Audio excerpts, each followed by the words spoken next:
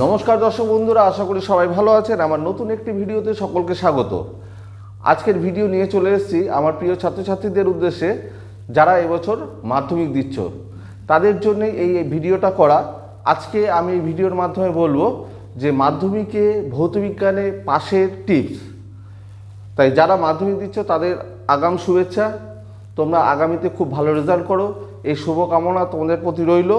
আজকে তোমাদের আমি বলবো মাধ্যমিকে ভৌতবিজ্ঞানে কিভাবে পাশ করা যায়, মানে ন্যূনতম কিভাবে পড়াশোনা করে তুমি পাশ করবে।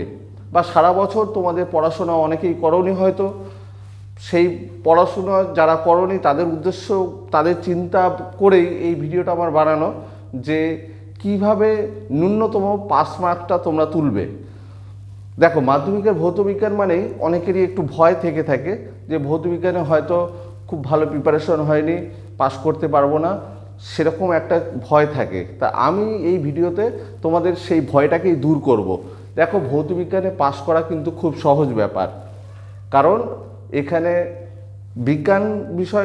বিজ্ঞান বিষয়ের নাম্বার খুব সহজেই তোলা যায়। তোমাদের সেই নাম্বার তোলার কৌশলটা কিন্তু আজকে আমি দেবো। তাই তোমাদের বলবো এই ভিডিওটাকে স্কিপ না করে সম্পূর্ণটা দেখার জন্য, কারণ এই ভিডিওটা দেখলেই তোমরা বুঝতে পারবে বা খুব সহজ হয়ে যাবে তোমাদের ভৌতবিজ্ঞানের পাশের বিষয়টা। আমি শুধুমাত্র সেই সকল ছাত্রছাত্রীদের উদ্দেশ্য করে এই ভিডিওটা বানানো যারা ভৌতবিজ্ঞানকে ভয় পাচ্ছ, যে ভাবছো ভৌতবিজ্ঞান বা ফিজিক্যাল সায়েন্সে কি করব, পরীক্ষায় গিয়ে কি লিখে আসব, কিভাবে পাস করব, এই ভয়টা দূর করার জন্যে কিন্তু এই ভিডিওটা। তাই তোমরা সকলেই ভিডিওটা দেখো। ভালো ছাত্রছাত্রীরা অবশ্যই তোমরা ভালো রেজাল্ট তো করবেই, তোমরা চাইলেও এই ভিডিওটা দেখতে পারো, কারণ তোমাদের যদি পাশের ভয়টা দূর হয়ে যায় তাহলে রেজাল্ট ভালো করতে আরও সুবিধা হবে। তা দেখো কিভাবে তোমরা ভৌতবিজ্ঞানে সহজে পাস করবে। আমি প্রথমেই বলে রাখি, তোমাদের পাস মার্কস কিন্তু 25 পেলেই তোমরা পাস করতে পারবে। আমি আগেই বলেছি খুব ন্যূনতম টিপসটা তোমাদের এই ভিডিওর মাধ্যমে আমি দেবো, যে ভৌতবিজ্ঞানে কিভাবে তোমরা সহজে পাস করবে। তা তোমাদের পাস মার্ক যেহেতু 25, সেখানে প্রজেক্টে আমি ধরে নিলাম তোমরা ন্যূনতম 7 তো পাবেই। প্রত্যেক স্কুলেই 10-এ প্রজেক্ট থাকে, 10-এর মধ্যে 8, 9, 10 স্যারেরা দিয়ে থাকেন। সেখানে প্রজেক্টে তোমরা ন্যূনতম 7 তো পাচ্ছই। এবার তোমাদের টার্গেট হয়ে দাঁড়ালো কিন্তু রিটেনে 18 পাওয়া। রিটেনে পেতে হবে 18। এবার আমি তোমাদের বলি, টোটাল 90 নম্বর কোশ্চেনের মধ্যে 40% নাম্বার কিন্তু শর্ট কোশ্চেনে দেওয়া থাকে। মানে শর্ট কোশ্চেন তোমরা যদি ঠিকঠাক শর্ট কোশ্চেন অ্যাটেন্ড করতে পারো, সেখানে 40% থাকে। অর্থাৎ 90 নম্বরের মধ্যে 40% হচ্ছে 36 নম্বর। 90 নম্বরের মধ্যে 36 নম্বর তোমাদের শর্ট কোশ্চেন থাকে। তোমরা যদি কোশ্চেন প্যাটার্নটা ভালোভাবে লক্ষ্য করো, তাহলে তোমাদের এই পাশের বিষয়টা আরও ক্লিয়ার হয়ে যাবে। এই 36 নম্বরের মধ্যে তোমাদের পেতে হবে 18 নম্বর, অর্থাৎ 50% নাম্বার। 36-এর মধ্যে তোমাদের পেতে হবে কিন্তু 18। তা তোমরা যদি 36টা শর্ট কোশ্চেনের মধ্যে 18টা শর্ট কোশ্চেন ঠিক করে আসতে পারো, তাহলে তোমাদের এই 18 আর 7 25 পাস মার্ক তো হয়েই গেল। কি ছাত্র বন্ধুরা, তোমরা বুঝতে পারলে তো কিভাবে সহজে এই 25 নাম্বার তোলা যায়? এটা কিন্তু ছিল আমার ফার্স্ট টিপস, যে কিভাবে 25 সহজে তুলবে। তোমরা যদি এই 50% পরীক্ষা খাতায় গিয়ে অ্যাটেন্ড করে আসতে পারো, তাহলেই তোমরা 36-এর মধ্যে পেয়ে যাচ্ছ 18 এবং প্রজেক্টে পেয়ে যাচ্ছ 7, 18 আর 7-এ 25। এই নাম্বারটা সহজেই তুলতে পারবে। এটা ছিল আমার ফার্স্ট ট্রিক্স। এই কৌশলটা যদি না অবলম্বন করতে পারো, তাহলে দেখো সেকেন্ড টিপসটা।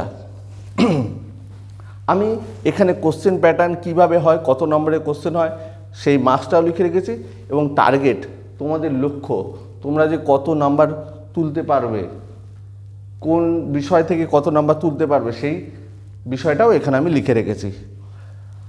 দেখো, প্রথমে বলে রাখি, এমসিকিউ থাকে কিন্তু 15 নম্বরের। 15টা শর্ট কোশ্চেন থাকে, যেখানে 4টে করে অপশান থাকে। সেই 4টে অপশানের মধ্যে তোমাদের যে কোনো একটাকে টিক মারে আসতে হয়। তা এই 15টা শর্ট কোশ্চেনের মধ্যে তোমরা যারা পড়াশোনা করোনি, আমি ধরে নিতে পারি তোমরা কিন্তু 50% ঠিক করে আসতে পারবেই। তা 15-এর মধ্যে 50% এর কাছাকাছি নাম্বার দাঁড়ায় 8। মানে যারা পড়াশোনা করোনি, তোমরা যদি শুধু সব অ্যান্সারগুলো করে যাও, এ কিংবা বি সবগুলো টিক করে যাও, সেই লাইন ধরে যদি তোমরা করে আসো, সেখানে আশা রাখছি তোমরা 50% অর্থাৎ 8 পেয়েই যাবে। 15-র মধ্যে 8 তোলাটা কিন্তু খুব একটা কঠিন ব্যাপার নয়। এবার চলে আসছে এসএ কিউ টাইপ, যেখানে থাকে 21 মার্কস। 21 মার্কস থাকে, 21 মার্কসের এসএ টাইপের কোশ্চেন থাকে। সেখানে সত্য মিথ্যা থাকে 2টো এবং স্তম্ভ মেলানো থাকে 4টে। আমি একদম করে বলতে পারি সত্য মিথ্যা 2টোর মধ্যে তোমরা একটা ঠিক করতে পারবে, কারণ 2টো সত্য কিংবা 2টো মিথ্যা লিখে আসবে, তার মধ্যে অবশ্যই দেখবে একটা ঠিক হয়েছে। এবার স্তম্ভ মেলানো পরীক্ষার মধ্যে সবথেকে সহজ জিনিস। যারা পড়াশোনা করোনি তারাও কিন্তু ডান স্তম্ভ বাম স্তম্ভ মিলিয়ে আসতে পারবে, কারণ হলে বসে পরীক্ষা দিচ্ছ, তোমার সঙ্গে আরও ছাত্রছাত্রী বন্ধুবান্ধব রয়েছে, তা সেখানে স্তম্ভ মেলানো এমন কিন্তু কঠিন কাজ নয়। মানে তুমি যদি হলের মধ্যে অ্যাটেন্ড করো তাহলে দেখবে স্তম্ভ মেলানো এই 4 নম্বর তোমার হাতের মুঠোয় থাকছে। তাহলে এই 4 আর এখানে 1, সেখানে হলো 5 নম্বর। এবার বাকি এখানে তো 16টা কোশ্চেন হয়ে গেল, বাকি থাকছে 15 নম্বর। সেই 15 নম্বরের মধ্যে আমি ধরেছি তুমি 5 নম্বর অ্যাটেন্ড করতে পারলে, 5 নম্বরে এসে কিউ অ্যান্সার করলে, তাহলে স্তম্ভ মেলানো সত্য মিথ্যা মিলে 5 আর বাকি কোশ্চেন মধ্যে 5, অর্থাৎ 5 আর 5-এ 10, এই 10 তুমি পেয়ে গেলে। এই নাম্বার তোলার জন্য কিন্তু খুব বেশি পড়াশোনা করতে হয় না। সারা বছর তোমরা যারা পড়াশোনা করোনি তারা এইটুকুনি টিপস যদি ফলো করে যাও তাহলে কিন্তু পরীক্ষায় হামেশাই পাস করে আসতে পারবে। শুধু পাস না, ভালো নাম্বারও তুলে আনতে পারবে। এবার দেখো, এখানে 2 মার্কসের তোমাদের 9টা কোশ্চেন থাকে, 2 মার্কসের 9টা কোশ্চেন থাকে, সেখানে 9টা কোশ্চেনে থাকে 18 নম্বর।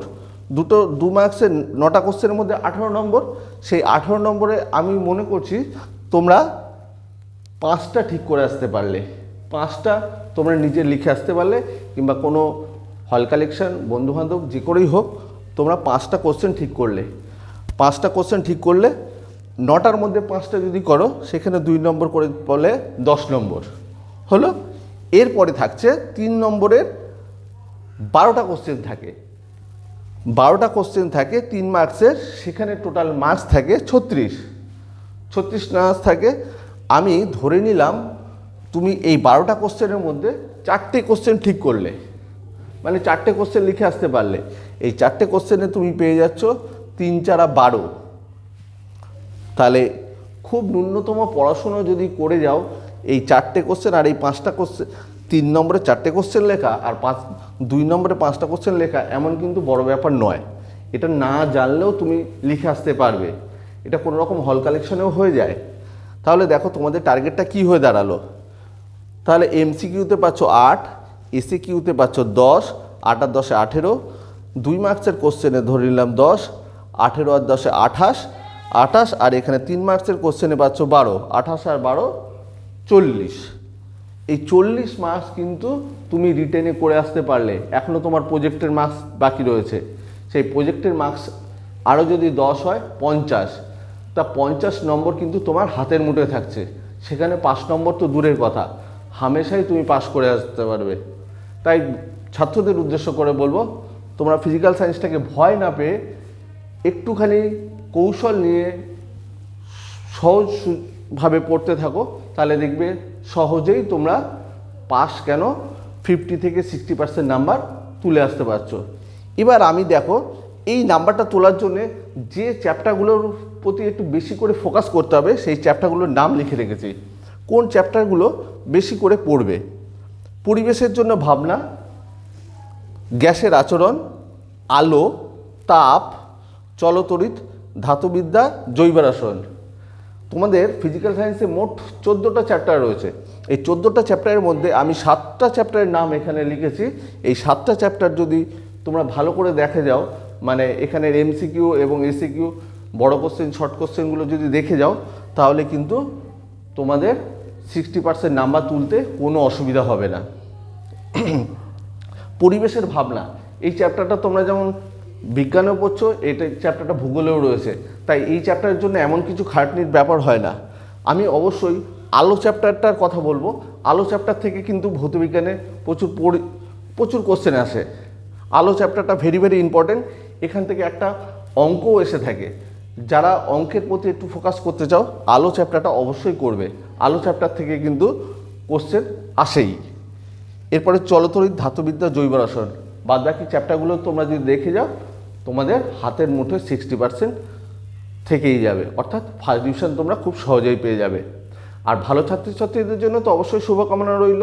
তোমরা লেটার করো, মানে 80, 90, 100 তোলা ভৌতবিজ্ঞানে খুব বিশেষ কঠিন ব্যাপার নয়। এখন নাম্বার তোলা অনেক সহজ ব্যাপার। তাই ভৌতবিজ্ঞানকে ভয় না পেয়ে হাতের মুঠোয় নাম্বারটাকে তুলে ফেলো। এটাই ছিল আজকের ভিডিওর বিষয়বস্তু।